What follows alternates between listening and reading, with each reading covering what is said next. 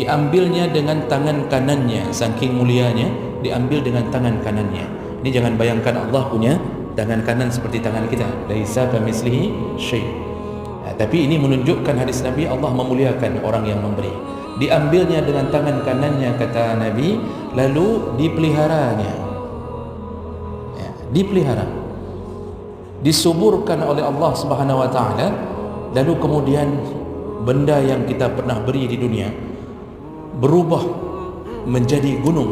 Kenapa? Kata Nabi, seperti engkau memelihara anak unta sampai menjadi bapa unta, begitulah Allah memelihara harta kita.